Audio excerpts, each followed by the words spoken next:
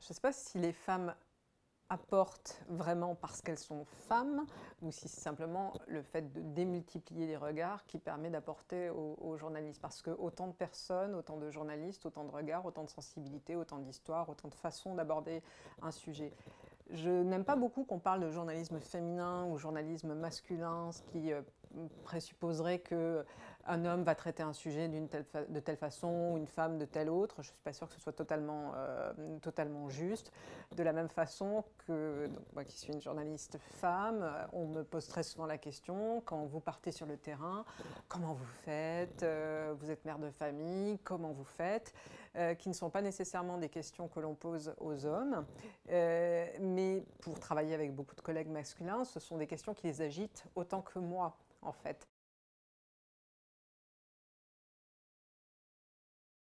Moi, j'ai toujours perçu le fait d'être une femme comme un plus, clairement, comme un avantage. D'abord parce que aussi, et malheureusement peut-être, le fait d'être une femme permet de jouer aussi, quand on est journaliste, sur plusieurs tableaux. En tout cas, moi, ça m'est arrivé de le faire comme ça. Que je sois claire là-dessus, un homme, souvent, son interlocuteur attend de lui qu'il se comporte d'une certaine façon, j'allais dire assez monolithique, assez carré.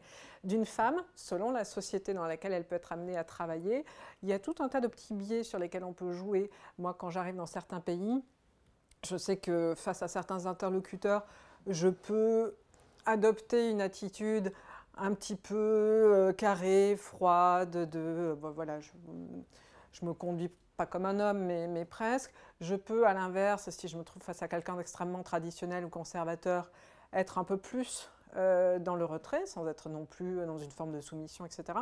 Le seul travers dans lequel je m'autorise jamais à rentrer, je pense qu'une femme reporter doit en être toujours très très consciente, c'est de ne jamais jouer sur la séduction. Il faut tout. Alors là, les choses doivent être très très claires. On doit être vraiment s'en méfier au maximum.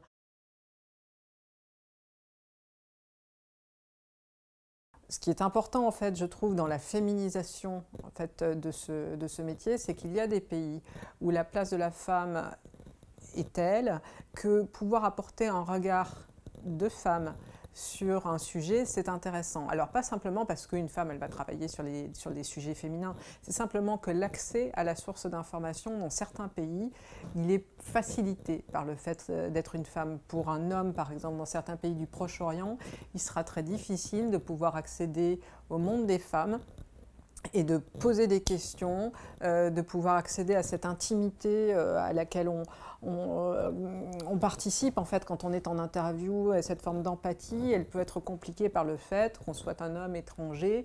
Et là, la société dans laquelle vous êtes, la culture dans laquelle vous êtes amené à travailler ne vous autorise pas ou ne vous permet pas ça. Et finalement, l'avantage, femme journaliste, j'ai travaillé pendant 15 ans au Proche-Orient, c'est que moi j'avais accès à 100% des sources d'information et pas 50, puisque femme journaliste, femme journaliste étrangère, j'étais perçue d'abord comme une professionnelle par mes interlocuteurs, ce qui faisait que le monde des hommes m'était ouvert. Et le monde des femmes m'était ouvert aussi, alors que ce n'était pas nécessairement le cas pour un journaliste homme. Et c'est cette possibilité en fait de pouvoir embrasser toutes les différentes facettes d'une société, parce que la société n'est pas faite que d'hommes, non, je trouve voilà, qui est possible aujourd'hui par la féminisation de ce métier.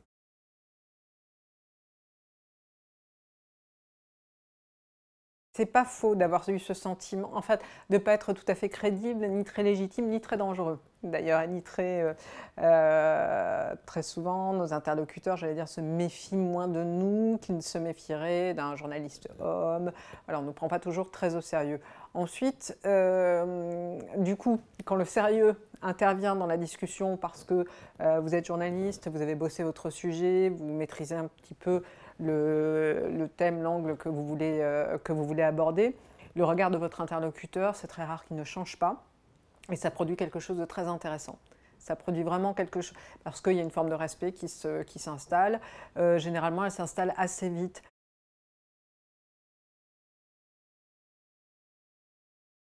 Je ne sais pas. Je pense que la médiocrité, elle est partagé à peu près à niveau égal de chaque côté.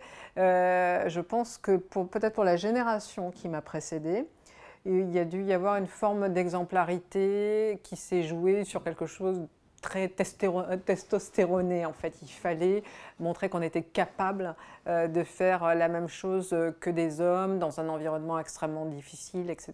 Donc je pense que pour la génération qui m'a précédée, il a fallu probablement jouer des coudes. C'est moins le cas. C'était déjà moins le cas pour moi et je pense que c'est encore moins le cas aujourd'hui pour les jeunes femmes reporters parce que la société a changé, le regard des hommes journalistes sur leurs consoeurs a changé. Quand on est sur le terrain, on est de plus en plus nombreuses de femmes donc, qui nous voient travailler. On partage exactement les mêmes contingences, le même inconfort, les mêmes difficultés. J'allais dire, les compétences, elles sont assez bien partagées de part et d'autre, ou les incompétences aussi. Effectivement, vous allez toujours, à un moment ou à un autre, avoir une réflexion qui va finalement vous renvoyer à votre condition féminine. Moi, j'ai un exemple très précis à donner à ce niveau-là. Quand j'ai pendant très longtemps été pigiste, journaliste freelance, et quand j'ai cherché à revenir en France et donc à avoir un travail stable et avoir un contrat, un des médias qui était intéressé pour me faire travailler ne voulait pas me donner un contrat à durée indéterminée, mais simplement d'abord un contrat temporaire. Pour expliquer son propos, mon interlocuteur m'a dit: mais enfin, tu comprends, c'est un poste de reporter, tu es une femme, tu as un enfant. On était en 2012, j'aurais jamais imaginé entendre ce genre de propos. Je pensais que c'était même pas possible. Or, c'est quand même quelque chose qu'on m'a renvoyé. Et très souvent, aujourd'hui, on vous renvoie une fois de plus au fait que vous avez des enfants, vous êtes une femme, qu'est-ce qu'en pense votre mari ?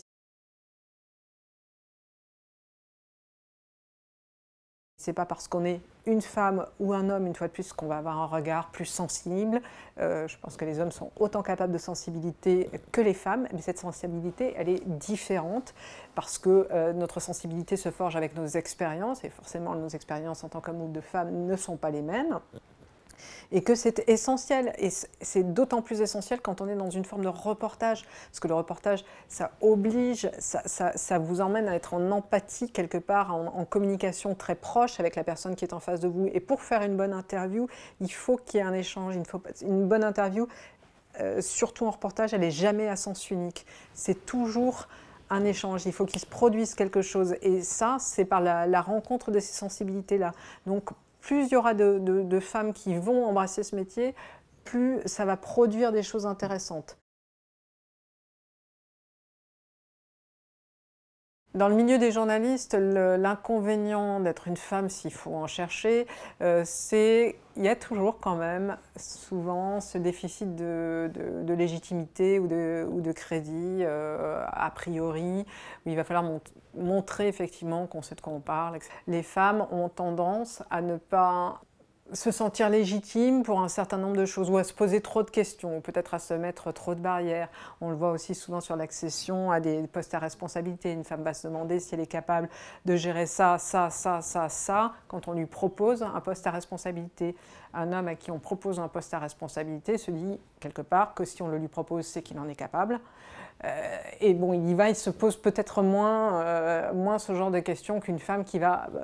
et là encore, je caricature, mais c'est souvent le cas. On se demande toujours si on est très légitime pour tout faire, pour être à la fois le bon chef, la bonne mère, la bonne copine, etc.